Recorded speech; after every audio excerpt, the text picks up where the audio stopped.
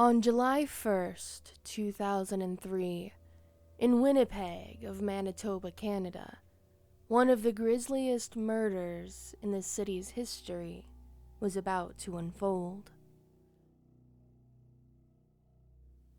Welcome to the Crafty Cryptid, a channel dedicated to the eerie, the chilling, and the mysterious.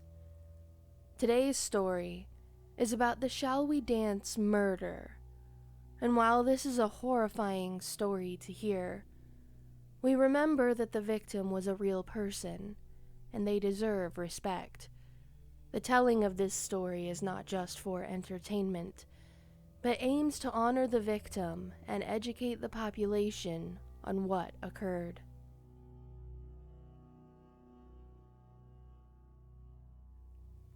The Miramax movie Chicago, which had won 6 Oscars in 2002, had been primarily shot in Toronto. Clearly hoping to benefit from the success of Chicago, Miramax began production on another dance-themed movie called Shall We Dance, starring Jennifer Lopez, Susan Sarandon, and again, Richard Gere. It was supposed to have been shot in Toronto, but after an outbreak of SARS and an international travel ban on Toronto, Miramax decided to move the filming of Shall We Dance to Winnipeg.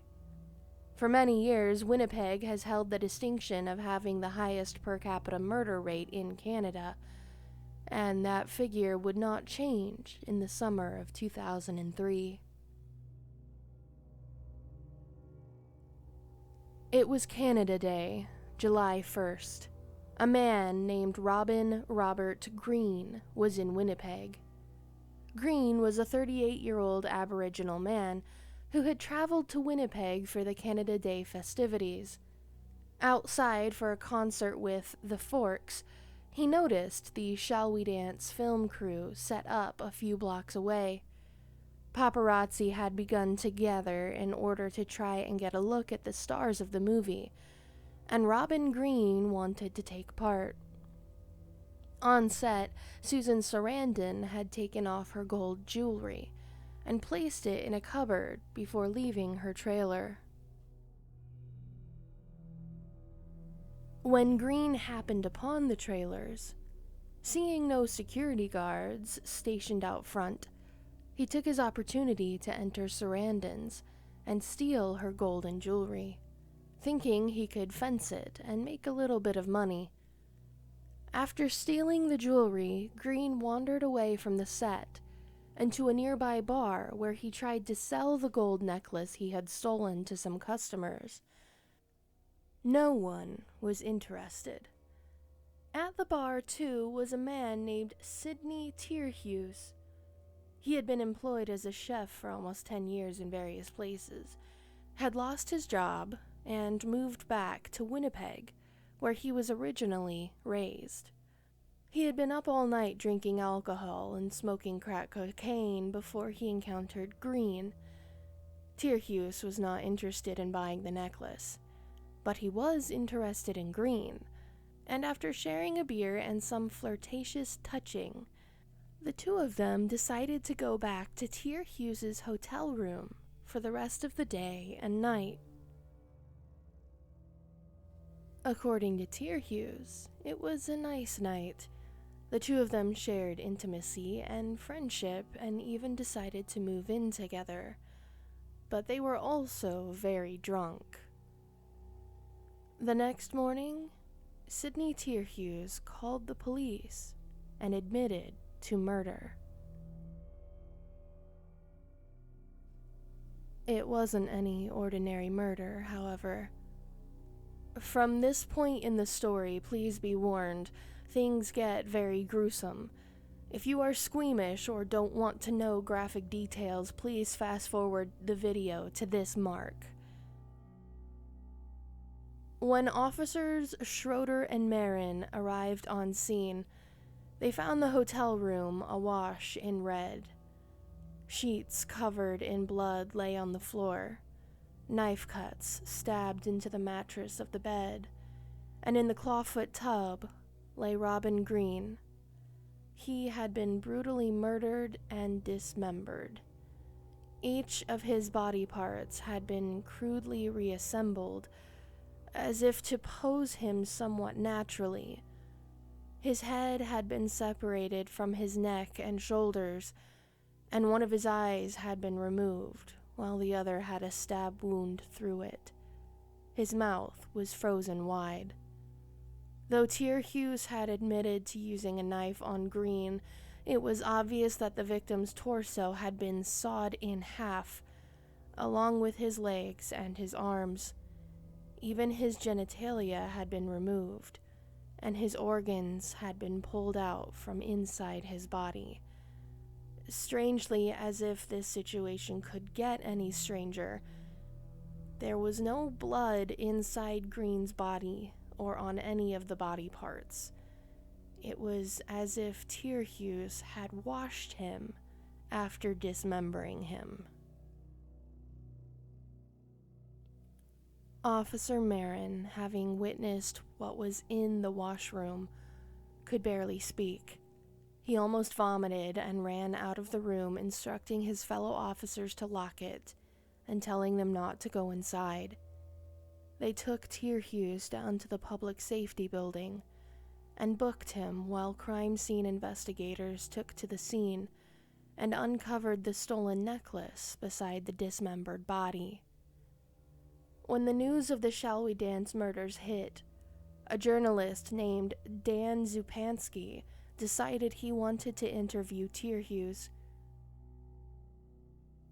Through a series of letters between the two of them, Zupansky uncovered more about the murder and the psychotic killer that was Sidney Teerhuis than the police did, including the fact that he might have been a serial killer long before Robin Green became his victim.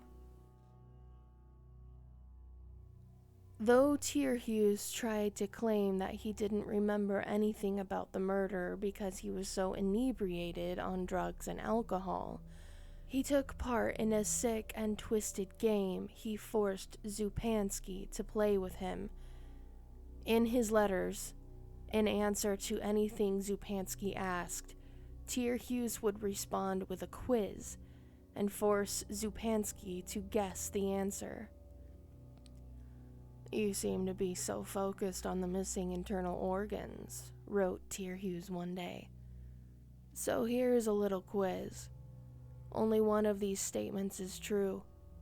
Which one?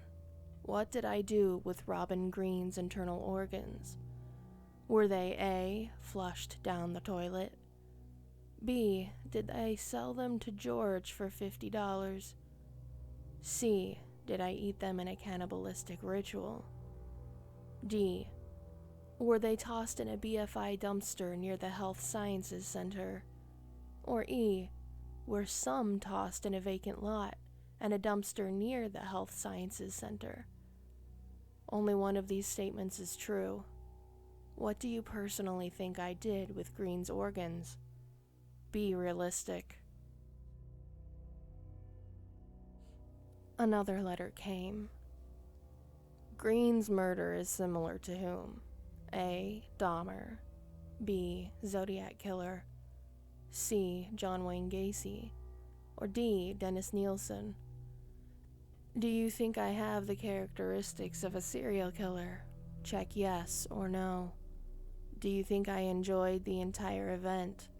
The murder, stabbing, death of Green, and the necrophilia and dismemberment. From beginning to end? Check yes, no, or not sure. "When you kill someone, you experience a frenzy," wrote Teerhuis. "A vehemence for what cannot be changed. The triumphs and trophies Green's physical body had to offer when I carved him up. Having sex with a dead body was more powerful than anything you could fathom. The poetry of Green's viscera, the inexplicable beauty of his intestines elaborately coiled and folded, the rich aroma of fresh human meat, the sound of stainless steel cutting into bone, ripping out the lungs with my bare hands. When Green was sawed in half, the shreds of flesh hung from his rib cage like colorless frond, randomly stabbing his corpse, butchering him for the mere pleasure of it, because I can. When you cut off a human arm or leg, then hold it and admire it, you are overwhelmed with this ideology that the victim was ultimately sacrificed for the right reasons.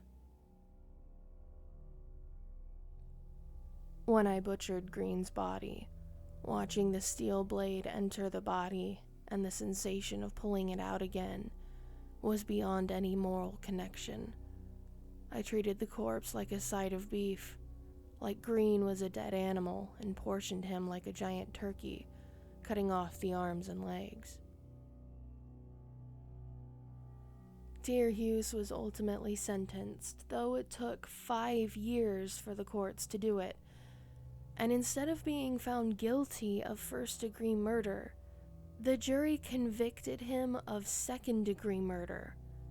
And rather than giving him life in prison with no possibility for parole for such a grisly act, he got 25 years before he would be eligible for parole.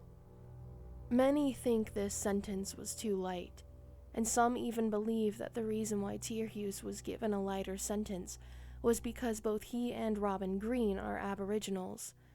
Some say if Green had been white, Teerhuis would have gotten the max sentence. We cannot say for sure if this is the case, but regardless of the reasoning, such a deplorable, evil human being does not deserve to live out the rest of his life after what Green suffered. Robin Green's family continues to mourn him. They are now subject to the torture of knowing what their loved one went through for the rest of their lives, while Sidney Teerhuis enjoys the fame he's gotten for committing such an atrocity. Help me change this. None of us can alter time or stop what happened, but we can change our focus. Let's remember who Robin Green was.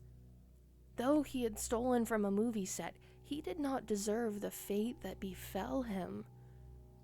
What I found to be extremely frustrating while doing research for this story was that there is hardly any information about who Robin Robert Green was before he encountered Sidney Teerhuis. I don't know where he was born or what he enjoyed doing in his free time. I don't know if he ever fell in love or why he was a fan of the Forks. Robin Green is such a common name, I cannot even find his correct death certificate online. Sidney Teerhuis has gotten exactly what he wanted: fame. He's up there with the likes of John Wayne Gacy and Ted Bundy now, and his victim has all but fallen into internet obscurity. So now I am calling on you to help me. If you know anything about who Robin was, anywhere that I could find information about him, please leave it in the comments below. Robin's family is still mourning his loss.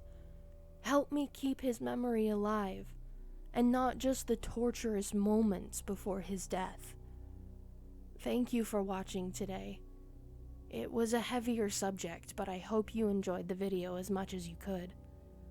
If you have any information to share, don't be shy. Subscribe to the channel and ding the notification bell. I post once a week. Stay safe out there, and come back soon, Cryptids.